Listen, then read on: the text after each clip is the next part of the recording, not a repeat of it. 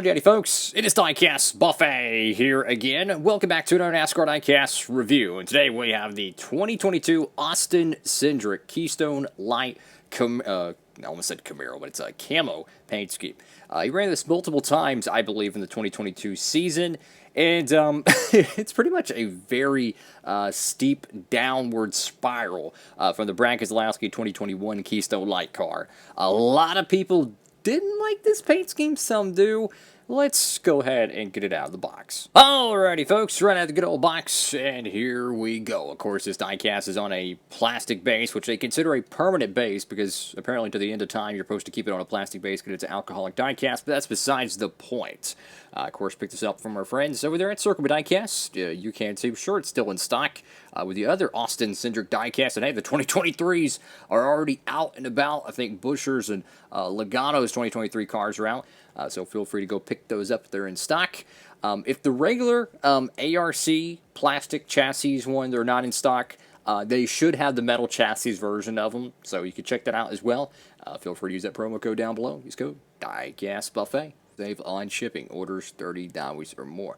So this paint scheme to me is a massive, like, hit or miss. I wouldn't mind this paint scheme so much for the Coca-Cola 600, but it just looks bad. I don't know. I love the Keystone Light car from 2021. It was like a blue version of the Coors Light car we had for so many years with the Sterling Marlin camping. And this, whenever I seen the first reveal of this paint scheme, I was like, you're kidding, right? I mean you're kidding. No, they were not kidding. So you got Cindric right there, Keystone Light, whatever type of camouflage this is, I don't know. It looks bad. Like, if you're going to do camo, maybe do, like, I don't know, a digital camo or something. This just looks blurry. I don't even know. Go to the front of the car, you got Pennzoil forward, get your headlight decals, got the number 2, get your Sunoco rookie decal, and your normal Sunoco decal. The front end looks a little bit different. I'm not sure why, but you can see clearly the lines for the decals. That's always fun. You know, I'm always grateful to get these diecasts, but that's the importance of these diecast reviews, is you never know what you're going to get. And, I mean, if you compare this to the 2021 car, it's not even close, guys. The 2021, so much better. So much better. As a paint scheme. It was blue, had the white wheels, had the patriotic window banner because it was ran only at the Coca-Cola 600, but you had like the Rocky Mountains or whatever around the bottom of the car. It was so beautiful. Such a welcomed paint scheme, and then they just scrapped it and did this. I just can't imagine that this paint scheme brought them more advertising than the Brad K paint scheme of 21.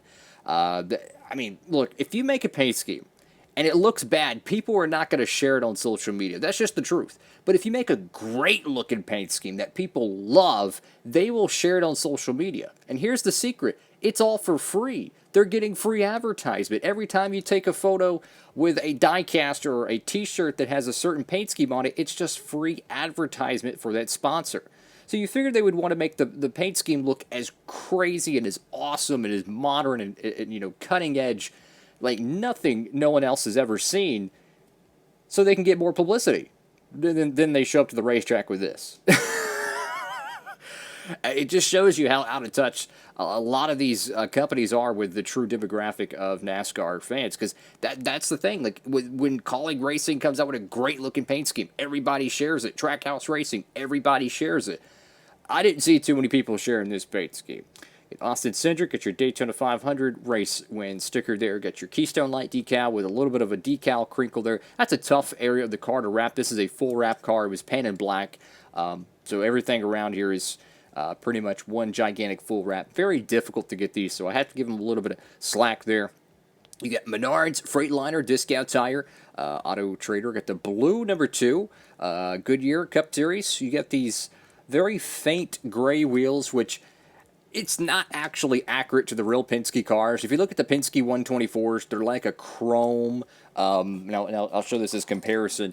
They're kind of like this, how it shines. If you look at the Penske cars where they're on track, The spokes of the wheels kind of have that very metal chrome brushed aluminum style. So these wheels are technically inaccurate, but let's just be honest, they've made like 10 different next-gen color wheels. At this point, the fans should just customize them to their own liking. Obviously, you can take these off the base, right? Just be careful when you're doing so you don't ruin the car. I've actually seen someone take one of the bases off these cars, guys, and it actually cracked the bottom plastic of the car itself. So if you do so, be very careful, because, plastic can be sharp. If you're a younger fan, don't do it by yourself. Always have supervision. Got a Keystone light on the back end. You got your rookie tape. Got the Ford logo. Go to the right side of the diecast, and my theory with paint schemes, guys, is that when you make a great looking paint scheme, you try to make it better. You never make it worse. It's like when they make a video game and it's a huge seller and everyone loves it, and then they change it and then no one likes it anymore. I never understood that. I get it, things have to change eventually, but shouldn't the common goal be to improve on what you've already made?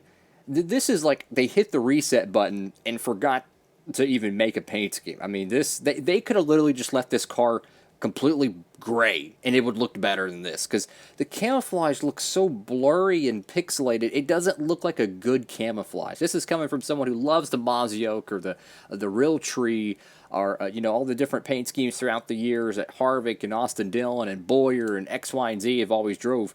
It looks great. This just looks like a blurry mess in a bad way. I mean, maybe as a one-off paint scheme, I could handle it, maybe for the Coke 600 or something. But this just looks like a blurry mess, guys. I'm going to keep it real. I do like the blue roof rails. That's a nice touch with the blue spoiler and the blue roof rails. I'll give you that.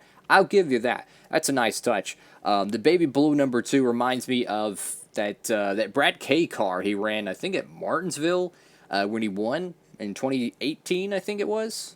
Somewhere around there, he had like a white and baby blue looking car. I got Cindric on the back window and nothing on the deck lid, which is still kind of surprising to me, because it's like they pay all that money to sponsor a stock car and they can't find nothing to put their logo on the freaking deck lid. My point is, with this paint scheme, if you're an Austin Cindric fan, I would honestly skip out on this paint scheme. There's a lot of other cars you could pick up. His Daytona paint scheme, or when he won the race win. The discount tire car. He had the Auto Trader car, the Menards car. Didn't they have another paint scheme as well? My point is that if you're a diehard Cindric fan, maybe get it, but I would not recommend this paint scheme too much. Maybe you love it. That's great and all, but to me, I don't know, man. I just feel like it could be a whole lot better. That's what I'm just getting at, because some paint schemes, they just work. This one, to me, I don't know. It could be. I'll leave the video on this. This is my final thought.